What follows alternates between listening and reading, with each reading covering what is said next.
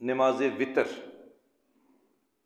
اس کا بھی ایک اختلاف ہے معاشرے میں کہ جی وتر 3 رکعتیں ہیں یا وتر 1 رکعت ہے۔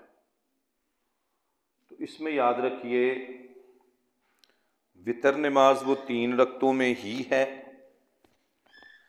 جو 1 رکعت کا کہا جاتا ہے نا، اور جو احادیث اس میں بیان کی جاتی ہیں، ہمیں بھی ان احادیث کا پتہ ہے، ٹھیک ہے جی۔ کسی بھی حدیث پاک میں واضح طور پہ یہ الفاظ نہیں ہے کہ وتر 1 ہی رکعت تھی۔ اس میں جو لفظ ہے وہ بھی میں آپ کو بتا رہا ہوں جو احادیث کے اندر ہیں، اور اس حدیث کو سب سے پہلے ان احادیث کو روایت کیا حضرت امام مالک نے موطا کے اندر۔ باقی دیگر کتب جو ہے نا، بخاری، مسلم، نسائی، ترمذی وغیرہ، یہ بعد میں ہے۔ سب سے پہلے حضرت امام مالک رحمۃ اللہ علیہ نے ان احادیث کو روایت کیا ہے، اور وہ حدیث پاک کیا ہیں؟ ام المومنین حضرت اما عائشہ صدیقہ رضی اللہ تعالی عنہ اس حدیث کی مرکزی راویہ ہیں۔ آپ ارشاد فرماتی ہیں رسول کریم علیہ السلام ہر روز 11 رکعتیں پڑھا کرتے تھے، 11 رکعتیں پڑھا کرتے تھے، اور اسی حدیث کو مدعا بنا کے تو تراویح 8 رکعت کا کہا جاتا ہے۔ حالانکہ ایک بات تو ہر صاحب عقل بندہ جانتا ہے کہ نماز تراویح کا تعلق صرف رمضان کے ساتھ ہے، ایسے ہی ہے جی، رمضان کے علاوہ تراویح تو نہیں پڑھی جاتی، جبکہ یہ 11 رکعتیں حضور کا رمضان غیر رمضان دونوں میں معمول تھا۔ اس کا مطلب یہ ہوا کہ وہ نماز تراویح نہیں تھی۔ پھر اگر تراویح ہوتی تو حضور صرف رمضان میں پڑھتے، لیکن وہ اللہ کے رسول سارا سال پڑھتے تھے۔ اس میں جو حدیث پاک میں الفاظ آتے ہیں ثم اوتر برکعۃ، اب یہ مبہم جملہ ہے جس کو استدلال کے طور پر رکھا جاتا ہے، جی 1 وتر پڑھتے تھے۔ اس میں اس کا ترجمہ یہی بنتا ہے کہ حضور 1 رکعت کا وتر بنا دیا کرتے تھے۔ اصل میں اس کی طریقہ کار یہ ہوتا ہے کہ آپ جب وتر 3 رکعتیں پڑھتے ہیں تو جو پہلی 2 رکعتیں ہوتی ہیں ان 2 رکعتوں میں یا دوسری کوئی بھی نماز پڑھتے ہیں ان میں کوئی فرق ہوتا ہے؟ کوئی فرق نہیں ہے۔ پہلی 2 رکعتیں چاہے وہ فرضوں کی لے لیں، وہ سنتوں کی لے لیں، وہ نوافل کی لے لیں، وہ وتروں کی لے لیں، وہ ایک جیسی ہیں۔ اب جب تیسری رکعت آتی ہے نا تو اس میں انداز بدل جاتا ہے، وتروں میں طریقہ بدل جاتا ہے۔ عام رکعتوں کے اندر رفع یدین یعنی کانوں کو ہاتھ نہیں لگایا جاتا کھڑے ہو کے، جبکہ وتروں کے اندر ایسے کیا جاتا ہے، طریقہ بدل گیا۔ تو اما عائشہ صدیقہ نے اس کی طرف اشارہ کیا کہ حضور تیسری رکعت کو وتر کا انداز بنا دیا کرتے تھے۔ اس حدیث کے پیش نظر کہتے ہیں کہ جی وتر 1 رکعت ہے، جبکہ میں جو آپ کو حدیثیں سناؤں گا اس میں بالکل واضح ہے، کلیئر کٹ الفاظ ہیں، اور یہاں تک بھی کہ حضور پڑھتے کیا تھے یہ بھی بتا دیا ہے۔ سعودیہ میں آج کل پہلے 2 رکعتیں علیحدہ جماعت ہوتی ہے، 1 رکعت کی علیحدہ جماعت۔ جی بالکل ایسے ہی کرتے ہیں، مجھے پتہ ہے، وہ اسی حدیث کے پیش نظر کرتے ہیں نا۔ دوسری بات یہ ہے کہ وہ مالکی ہیں، وہ مالکی ہیں، یہ بھی ایک بڑا پھڈا دے نا، وہ مالکی ہیں، مطلب اپنے آپ نو کسے کھاتے تے لایا نا انہوں نے۔ حضرت امام مالک کے پیروکار ہیں، تو کوئی بندہ آکھے نہ میں امام ابو حنیفہ دا پیروکار، نہ میں شافعی دا پیروکار، نہ میں احمد بن حنبل دا پیروکار، نہ میں کسی امام دا پیروکار، ہے ہی نہیں۔ اسی لیے لفظ غیر مقلد بولا جاتا ہے۔ ہم چونکہ جو ہے نا حنفی ہیں، پاکستان کا سرکاری مذہب، پاکستان میں جتنے فیصلے ہوتے ہیں وہ امام ابو حنیفہ کے مذہب پہ ہوتے ہیں، ہم حنفی المسلک ہیں، اور ہم، آپ نے باہر اشتہار پہ بھی لکھا دیکھا ہوگا کہ ہم الحمدللہ مشرب امام ابو حنیفہ پہ گامزن ہیں، چونکہ حنفی المسلک۔ اب حنفی جو ہے نا مذہب ہونے کے ناطے دیکھیں یہاں پر یہ حدیث پاک، اور اس میں واضح طور پہ یہ بھی سیاستہ کے اندر ہے، نسائی شریف کے اندر ہے، حضرت ابن عباس رضی اللہ تعالیٰ عنہ سے روایت ہے، کہتے ہیں کان رسول اللہ صلی اللہ علیہ وسلم یوتر بسلاسن، جنہوں نے گنتی عربی دی ہوندی انہوں نے سمجھ ہوئے گی سلاس دا معنی تین نہیں ہوندا کہ حضور علیہ السلام 3 وتر پڑھا کرتے تھے۔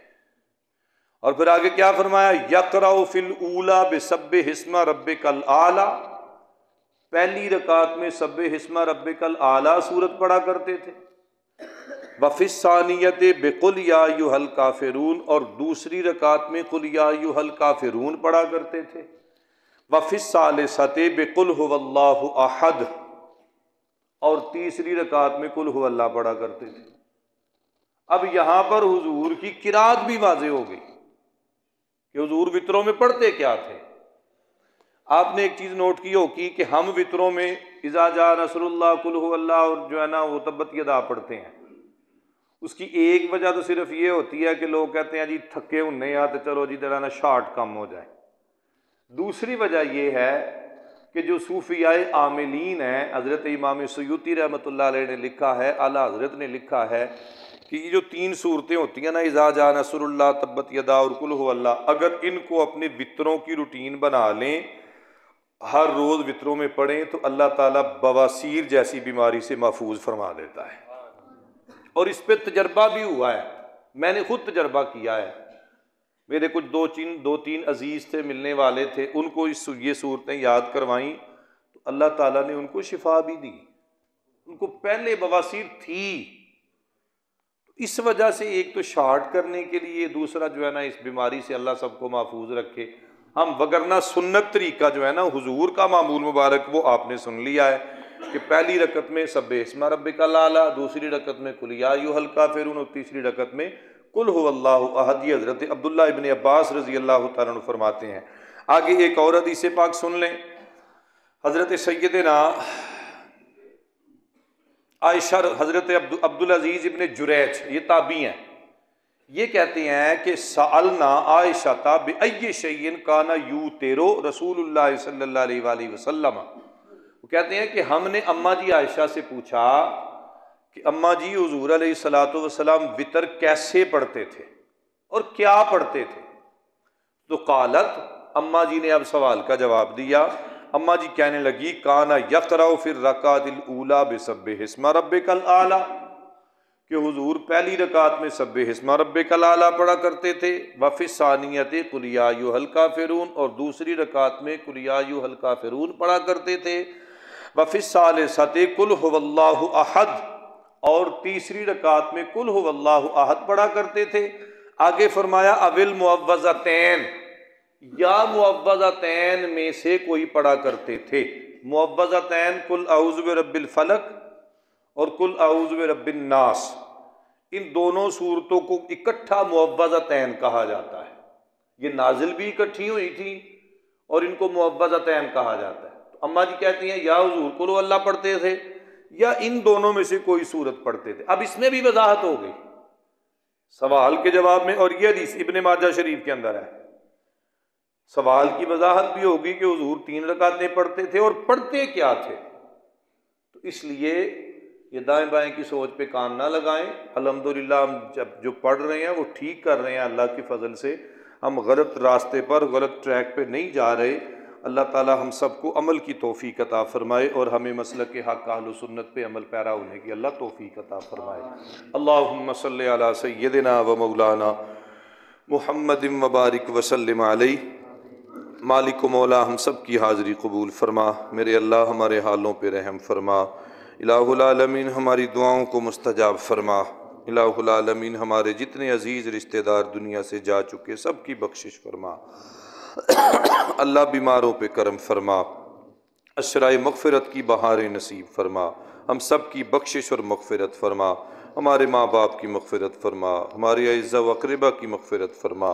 الہ العالمین فجر کا وقت ہے اور ماہ رمضان کی یہ بابرکت گھڑیاں ہیں، تیری بارگاہ میں التجا کے لیے ہاتھ پھیلائے ہوئے ہیں میرے مالک۔ فلسطین کے مسلمانوں پہ کرم فرما، اللہ ان پہ کرم فرما، اللہ ان پہ کرم فرما۔ الہ العالمین آزادی نصیب فرما، مالک و مولا وہ ہم سے پھر بھی بہتر ہیں، اتنی شدت اور سختی کے باوجود پھر بھی تیری بارگاہ میں جھکنے والے ہیں، اللہ ان پہ اپنا خاص کرم فرما۔ اللہ جو بیمار ہیں، بے یار و مددگار ہیں، اپنی امداد شامل حال فرما۔ جتنے بھی مسلمانان امت ہیں، مسلمانان اسلام ہیں، اللہ سب کو غیرت ایمانی نصیب فرما۔ مالک و مولا امت مصطفیٰ پہ رحم فرما، امت مصطفیٰ پہ رحم فرما، عالم اسلام کا بول بالا فرما۔ ربنا تقبل منا انک انت السمیع العلیم وتب علینا انک انت التواب الرحیم، وصلی اللہ تعالی علی حبیب خیر خلقہ سیدنا و مولانا محمد وعلی آلہ واصحابہ اجمعین برحمتک یا ارحم الراحمین۔